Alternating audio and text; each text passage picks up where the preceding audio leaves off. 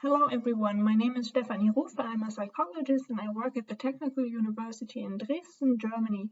I do research on cycling and perceived safety, and today I'm going to talk about how publicity work can accompany the implementation of sharrow symbols on the road. Before we talk about publicity in a traffic and cycling context, we first need to have a quick look at cycling infrastructure in Germany. What you need to know is that in 1997, the compulsory use of cycle paths was abolished. So nowadays, cycling infrastructure only has to be used if it is indicated by a blue sign, which would be this one, for example, indicating a cycle lane or cycle path, or one of those two, which indicates that you need to share the infrastructure with pedestrians. Since the abolition of the compulsory use of cycle paths, a lot of cycling paths do not have to be used anymore because they're not wide enough, for example, or the surface isn't in a good condition. You can see one of those examples here. So it's non-compulsory because you don't see sign 237 applied here. And what happens in those cases is that cyclists might either use the non-compulsory cycle path, which would be this one, or the road. Another interesting case is sign 239, which is this one here, and it indicates that cyclists may use the sidewalk. So they may cycle here, but they need to be careful of pedestrians and also ride their bike slowly, but they can also ride their bike on the road. Lastly, we need to talk about mixed traffic. In those situations, cyclists may only use the road and they may not ride the bike on the sidewalk. What's interesting about these three cases that are shown here is that cyclists either have the freedom of choice between the near side and the road, which would be in those two cases, they could either cycle here on the cycle path or the sidewalk or on the road, or they don't have any choice because they have to ride in mixed traffic because there's no separate infrastructure for cyclists due to width constraints, so the cross-section is too narrow to accompany a cycle lane, for example. So what we see here is cyclists can choose where to ride their bike here. Here they need to ride their bike on the road, but even if that is the case, what we know from research is that most cyclists actually prefer riding their bike on the near side, so meaning here on the cycle path or on the sidewalk here and here, even if it's not legal like in this case, because they feel safer on the near side, even though actually what we know from crash data analysis is that this actually isn't the case, so you're not safer per se if you ride your bike on the near side. So on top of that, we also know that motorists often don't expect cyclists on the road, and our question now is, what can be done in those cases to convey to cyclists that they should use the road actually, and to motorists that cyclists need to be expected on the road? One idea is the application of sharrow symbols on the road. Sharrow is a new word made up from share the road and arrow, and you can see some examples here. What we know from research is that the application of sharrows on the tarmac leads to cyclists increasing their distance from the curb, so their lateral position is more towards the center of the road, and we also see an increase in passing distances, and also that those overtaking maneuvers are being perceived as more safe. We also accordingly see a general increase in cyclist objective safety. And what we also know is that there's some confusion regarding the meaning of the sharrows. We have that data from a multitude of international studies, but there are only few findings in Europe and none in Germany, which can be partially explained by the fact that the sharrow symbols are not yet foreseen in German road traffic regulations. I just said that there's some confusion regarding the meaning of the sharrows. This is actually a problem because we want infrastructure markings on the road to be understood by everyone and not just some people who cycle a lot and who are very informed about new lane markings.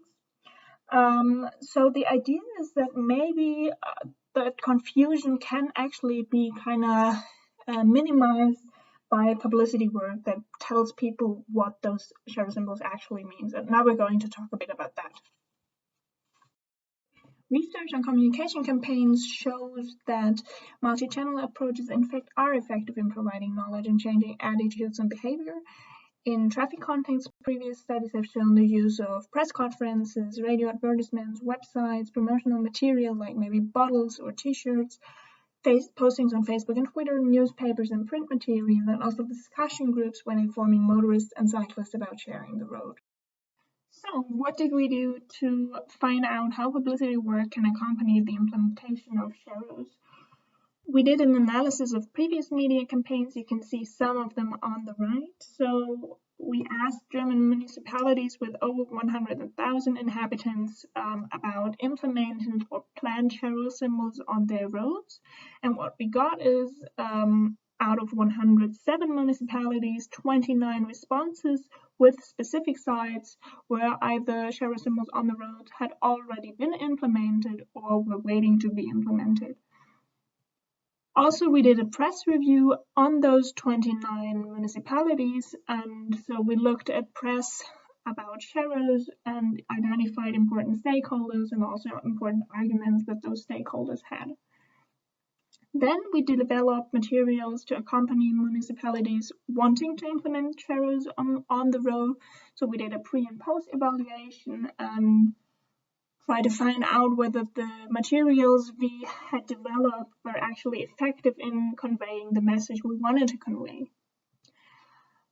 For example, there was a flyer like this one developed, and we looked at whether something like that would be effective in talking about sharrow symbols or not. On top of that, we also did on-site postal and online surveys on road users' knowledge about the sharrow symbols. We also asked about a bunch of other stuff, but you can look at my research and then you'll find out about that. So let's have a look at the preliminary results, and let's first talk about identified channels from previous media campaigns. What has to be said is that for 4 out of the 29 municipalities we looked at, no press coverage could be found. In all the other municipalities, there was a great variation in both parties, in arguments, in extent of coverage, and also in used channels. And let's first look at those used channels. This is kind of twofold. On one side, we have the municipality, and then on the other side, other different outlets.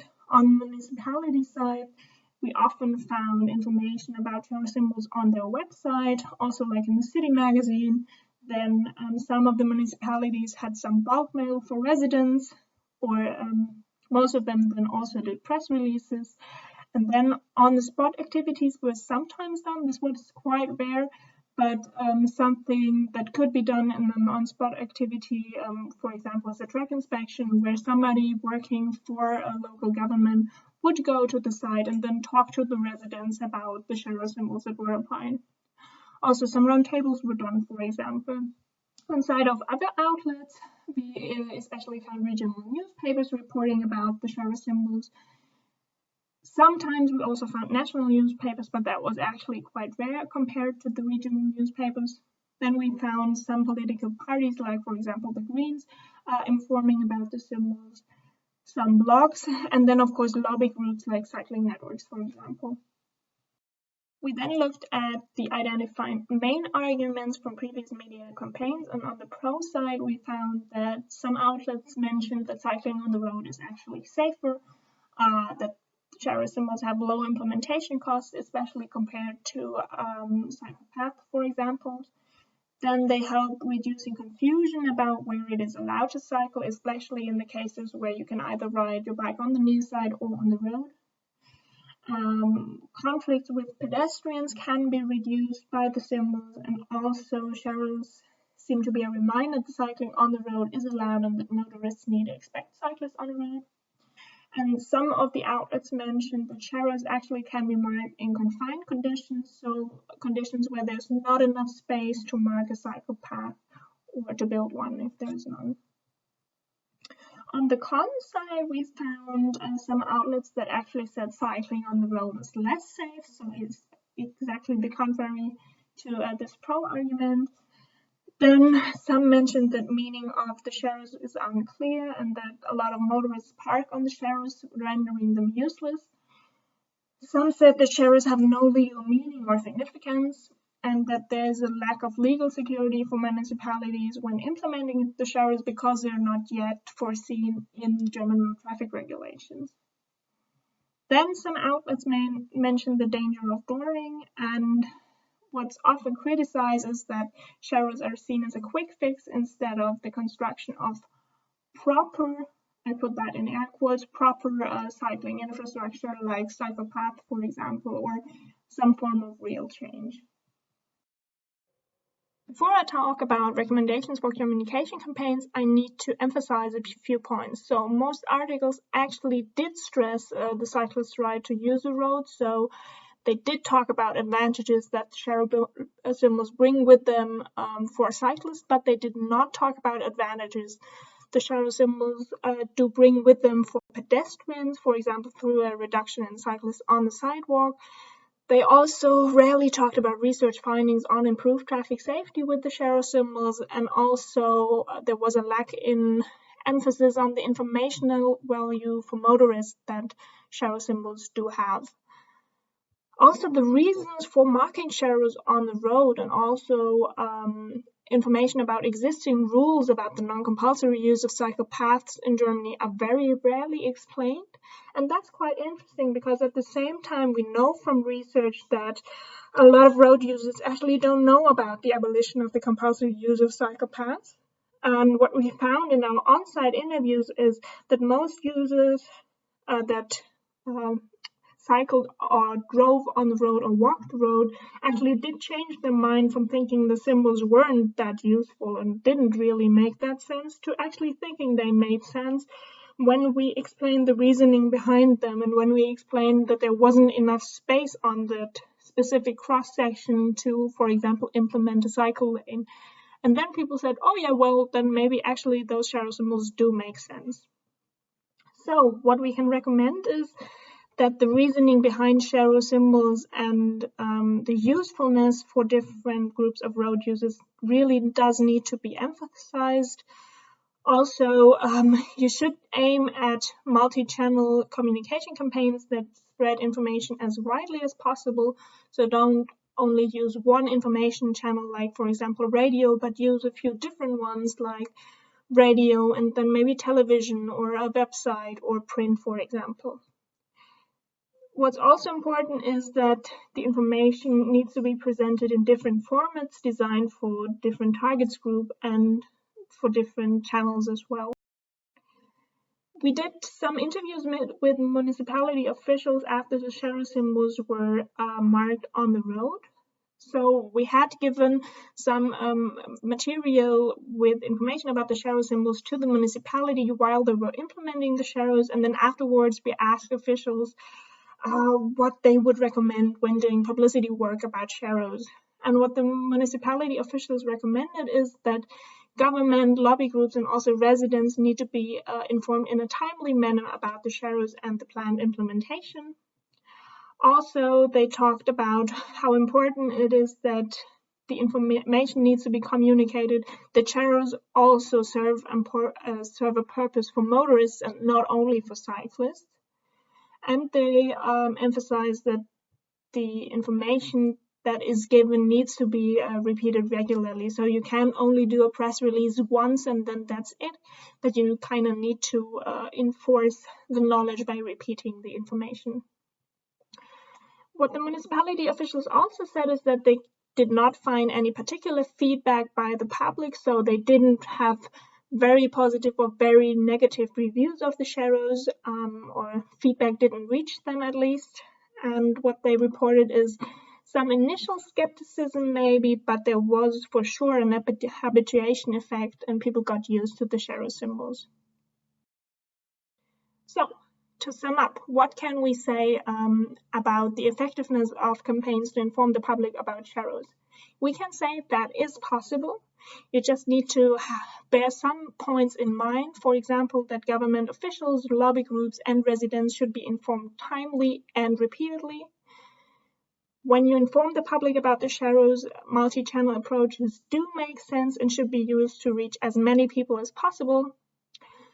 The information about the reasoning behind the symbols really needs to be given for people to understand what they mean and why they are marked on the street. This information needs to be concise. And the information material should explain the benefits for those sharrow symbols, not only for cyclists, but also for pedestrians and for motorists as well. With that, I want to thank you for your attention. This research was part of a project on sharrows in Germany, which was financed by the Federal Ministry of Transport and Digital Infrastructure with funds from the German National Cycling Plan 2020. If you have any further questions, please feel free to contact me with the contact details on the right, and you can find the sources for this presentation in the next 2 slides. Thanks so much.